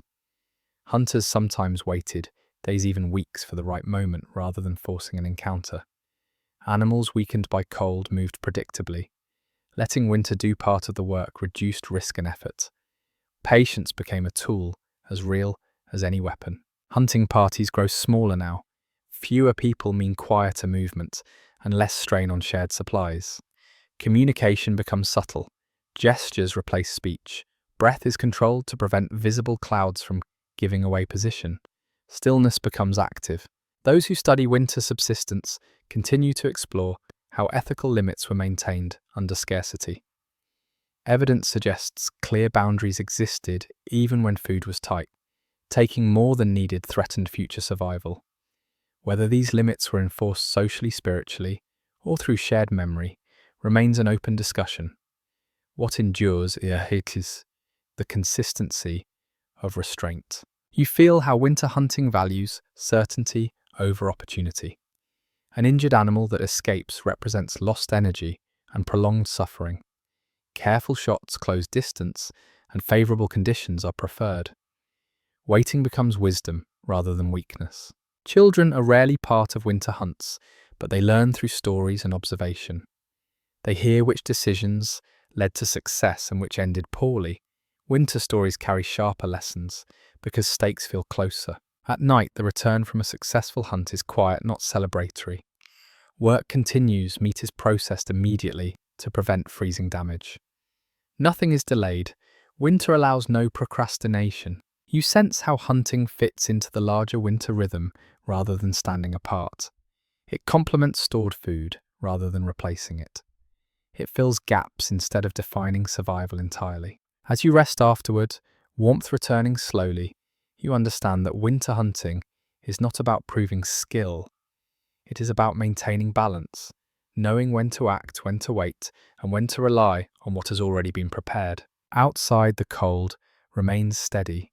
Inside, life continues carefully shaped by choices made with respect for limits. Winter does not reward boldness alone. It rewards judgment carried patiently through scarcity. You begin to notice how winter reshapes roles without announcing the change. Tasks do not disappear. They rearrange themselves quietly, responding to cold darkness and proximity. Survival work becomes less about rigid division and more about coordination. It is widely recognized in social histories of Indigenous North America that winter labor often shifted indoors and toward maintenance rather than expansion.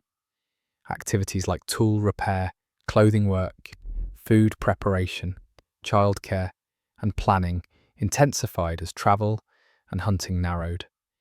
This was not a retreat, it was a rebalancing shaped by season. You watch how knowledge flows across these tasks. Skills overlap. Someone who hunts in warmer months sows or repairs in winter. Someone who gathers plants earlier now manages storage and rationing. Flexibility reduces strain. Winter favors people who can adapt rather than specialize too narrowly. There is a quietly surprising detail noted in several winter accounts. Some communities used the cold months as a time to teach complex skills precisely because work slowed. Young people learned stitching patterns, tool making, and ceremonial knowledge by firelight. Winter became a classroom, not because it was easy, but because it allowed focus. Outsiders often misunderstood this redistribution of labor. They assumed inactivity where there was simply a different kind of productivity. Winter work did not produce visible expansion, but it preserved what already existed. Preservation is harder to see, but no less vital. Those who study gender and seasonal labor continue to discuss how much winter roles were defined by tradition versus necessity. The debate remains open. Evidence suggests that, while certain patterns existed, winter encouraged cooperation across boundaries more than strict separation. Cold rewarded contribution wherever it appeared. You feel how this flexibility lowers tension. No one carries the same burden constantly. Tasks rotate. Fatigue spreads evenly rather than concentrating. This balance protects morale as much as bodies. Children are included naturally. They pass tools, sort materials, observe techniques. Learning happens through presence. Winter's closeness creates opportunities that busy seasons do not. At night, you sense how these shared tasks anchor the household. Hands move rhythmically. Conversation flows easily. Purpose replaces restlessness. Long darkness feels less heavy when time has shape. You realize now that winter survival is not about clinging to identity as it existed before the cold. It is about adjusting identity to what the season requires. Roles soften, skills broaden, community tightens. As the fire burns steadily and work continues without urgency, you understand something quietly powerful. Winter does not freeze society in place. It reshapes it, revealing strengths that remain hidden when life moves too fast. You begin to sense how winter feels different depending on where you stand on the land. Cold is not a single experience. It has accents. In some places it arrives as dry clarity, in others as damp weight. Snow behaves differently. Wind tells different stories. Survival adapts accordingly. Across North America, indigenous winter strategies vary dramatically by region. This is a well-established pattern in environmental and archaeological research. Arctic communities faced months of darkness and extreme cold. Plains groups contended with wind and exposure. Woodland peoples navigated heavy snow and dense forests. The land shaped the solution as much as the temperature did. You picture the far north first. Winter there does not flirt, it commits. Snow becomes architecture, ice becomes road and resource, clothing thickens, diets lean heavily on fat and protein. Movement follows frozen pathways that would not exist in warmer months. The cold is intense but predictable. That predictability becomes an ally. Further south in the plains, winter announces itself through wind. Shelter must resist movement of air more than accumulation of snow. Earth lodges partially buried and rounded deflect gusts that would tear apart lighter structures. Mobility remains possible, but exposure demands constant vigilance. Wind chill, not snow depth, becomes the primary threat. In the woodlands, winter wraps rather than scours. Snow piles deep under tree cover. Travel becomes slow and quiet. Hunting relies heavily on tracking. Firewood is abundant but heavy. Shelter emphasizes insulation over openness. Moisture management becomes critical. Wet cold drains heat faster than dry cold ever could. There is a small but intriguing observation noted by early chroniclers. Communities living relatively close together sometimes adopted very different winter practices because microclimates demanded it. A valley winter did not behave like a ridge winter. Proximity did not guarantee similarity. Adaptation followed nuance. Those examining regional variation continue to discuss how much winter knowledge transferred between neighbouring groups.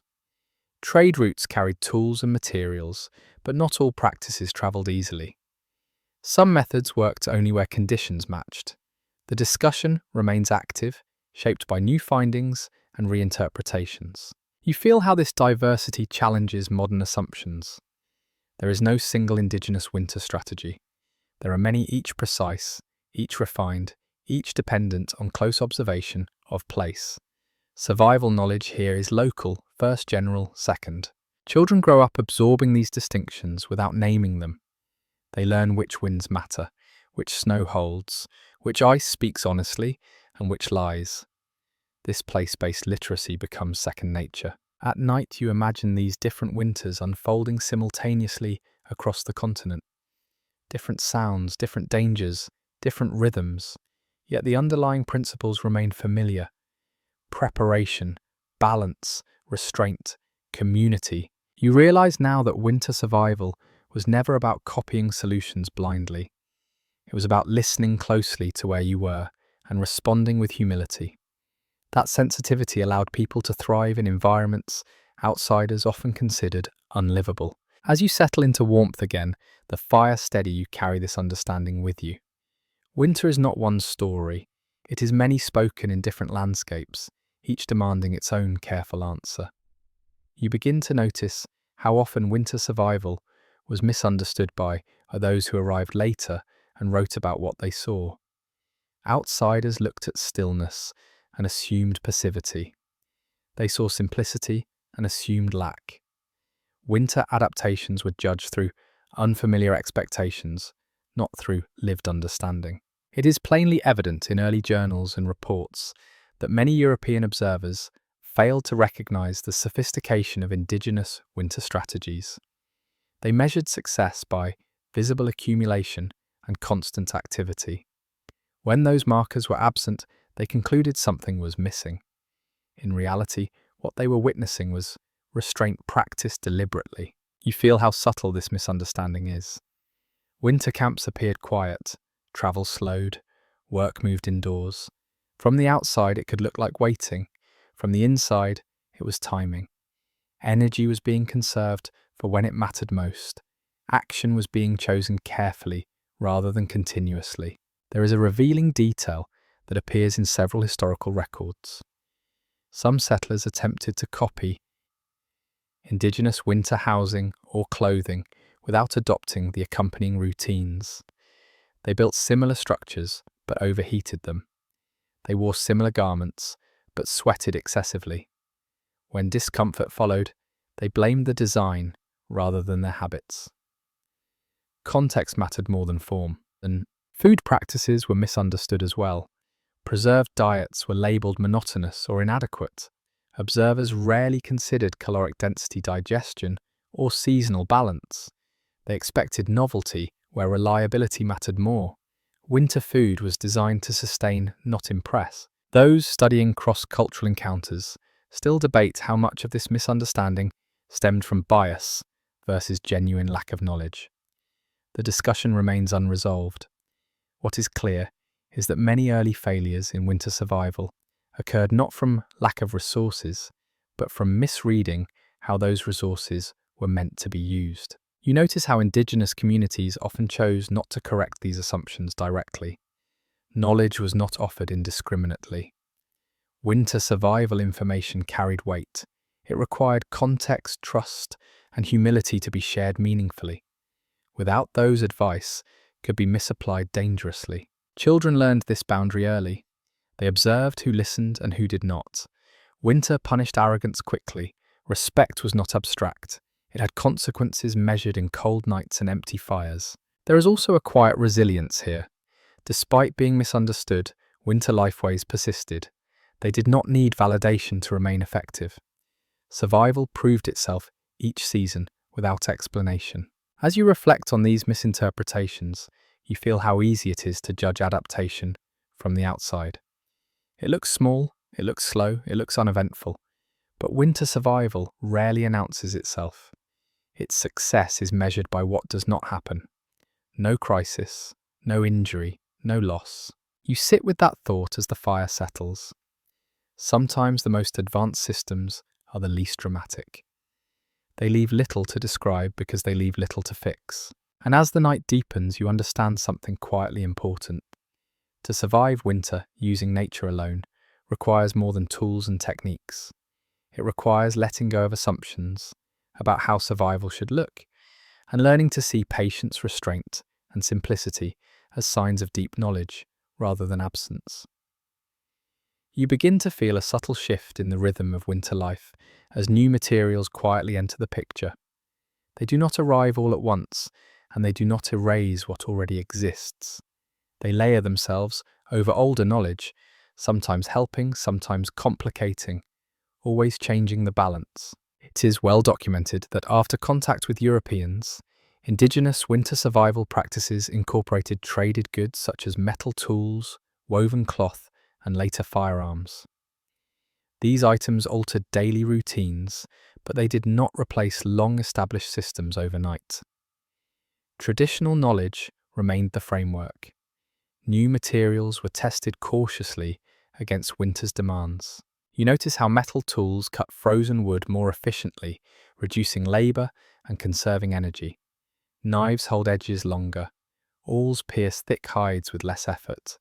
These advantages are real and they are welcomed, but reliance grows slowly. Old tools are not discarded. Redundancy matters in winter. If one fails, another must remain. Cloth enters clothing systems as well. Wool blankets add warmth. Woven fabric introduces new layering options, yet these materials behave differently when wet or frozen. They require new habits. Drying becomes more important. Storage more careful. The learning curve is real, and winter is not forgiving of mistakes. There is a curious observation found in several early accounts. Some communities preferred older hide garments over traded cloth during extreme cold because they performed more reliably when damp. New did not always mean better. Effectiveness decided adoption, not novelty. Firearms change hunting patterns, but not winter ethics. Ammunition is finite. Noise alters animal behavior. Success still depends on timing, patience, and restraint. The tool changes, but the principles remain intact. Those studying this period continue to discuss how quickly new technologies truly transformed winter survival. Some argue change was rapid, others point to decades of overlap, where old and new coexisted. The truth likely varies by region and circumstance. What stands out is discernment. Not everything new was embraced blindly. You sense the tension this creates. Efficiency increases, but dependence risks rise. A broken metal blade cannot be repaired the same way a stone one can. Winter teaches quickly which dependencies are dangerous. Children grow up learning both systems. They handle old tools with respect and new ones with curiosity. Knowledge doubles rather than replaces itself. This layered understanding strengthens resilience rather than weakening it. At night, you sit near the fire, surrounded by objects from different worlds. A metal knife beside a bone tool, a woven blanket over a hide. The combination works because it is guided by experience rather than fashion. You realize now that adaptation does not mean abandoning the past. It means testing change carefully against reality. Winter acts as the final evaluator. Anything that survives it earns its place. As the fire steadies and the cold holds firm outside, you understand something essential.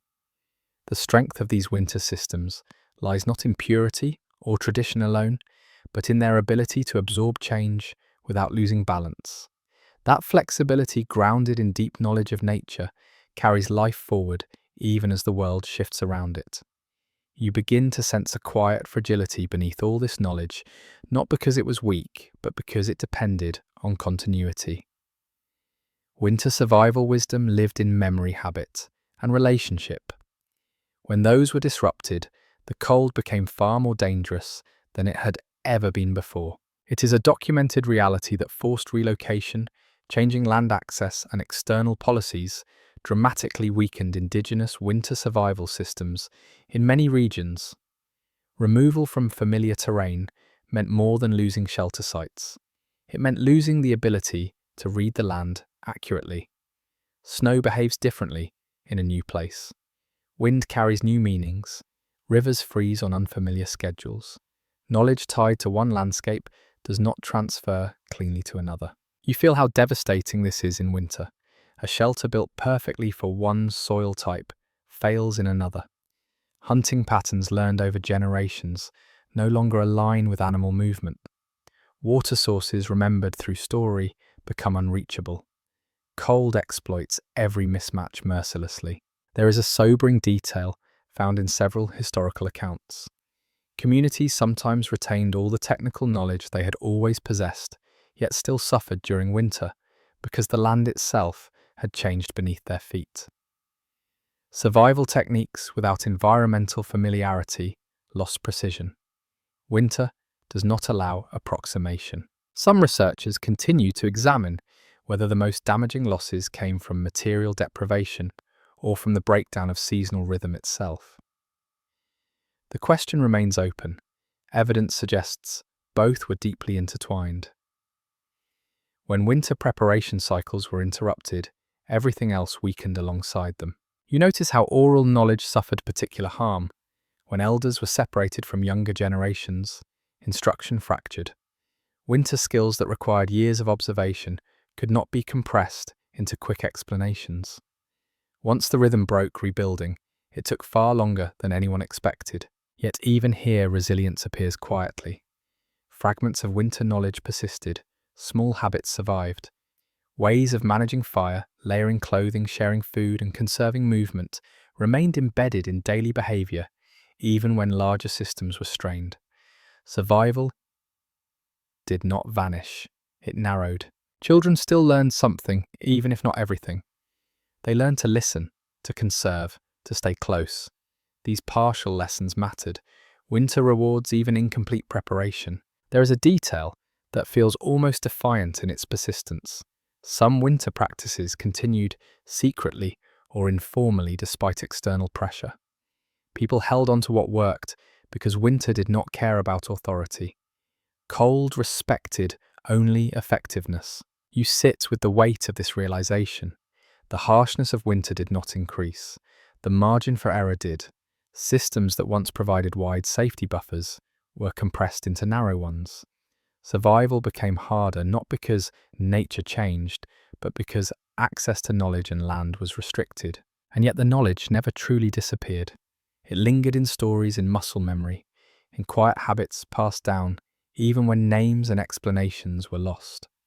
Winter survival wisdom proved difficult to erase entirely because it was practical, embodied and reinforced every cold season. As the night deepens, you understand something quietly profound.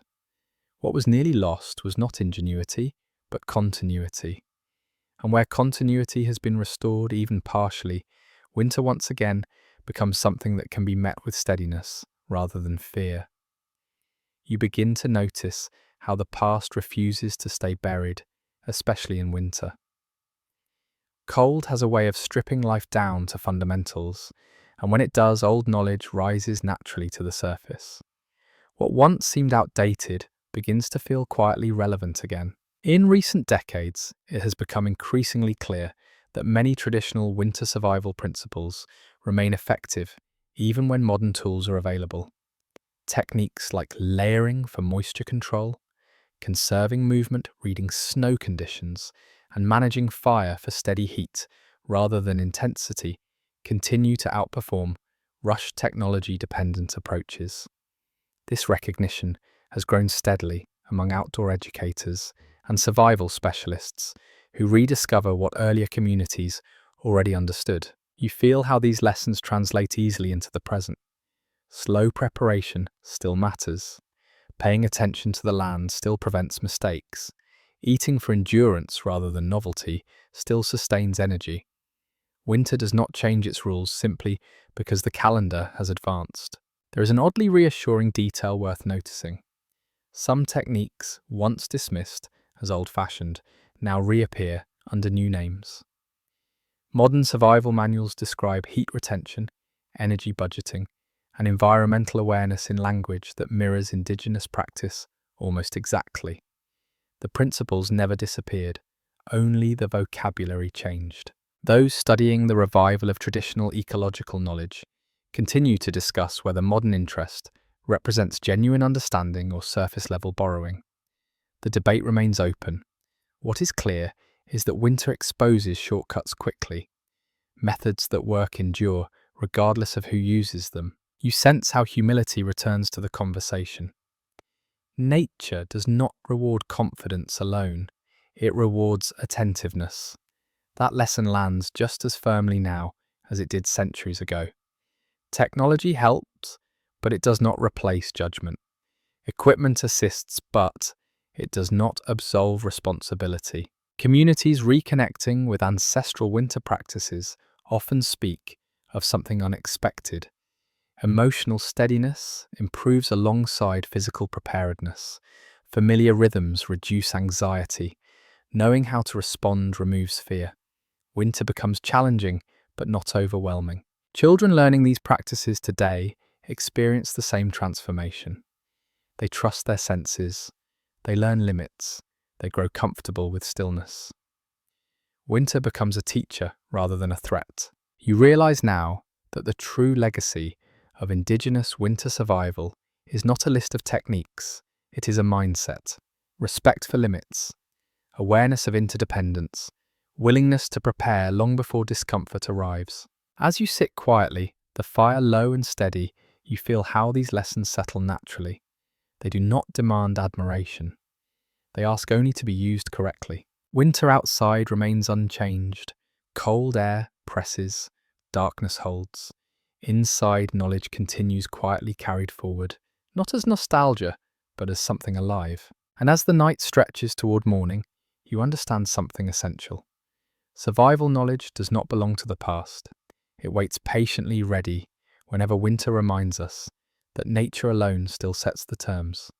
You feel winter settle fully now, not as something closing in, but as something complete. The season has revealed its shape, slowly, layer by layer, until nothing feels sudden anymore. What once seemed harsh now feels patterned, predictable, almost familiar.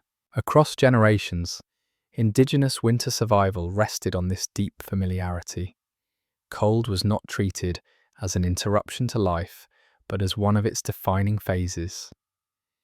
Shelter fire, clothing, food movements, and belief all aligned around that truth. When each part worked together, winter became survivable, without force or excess. You sense how everything you have experienced connects. Listening to the land informed shelter placement. Shelter reduced reliance on fire. Fire worked alongside clothing. Clothing depended on preparation and layering. Food supported warmth from within. Movement was restrained. Community absorbed strain. Nothing stood alone. Winter demanded systems, not solutions. There is a quiet realization that settles in now. Survival here was never about heroics. It was about consistency. Doing small things correctly every day without drama.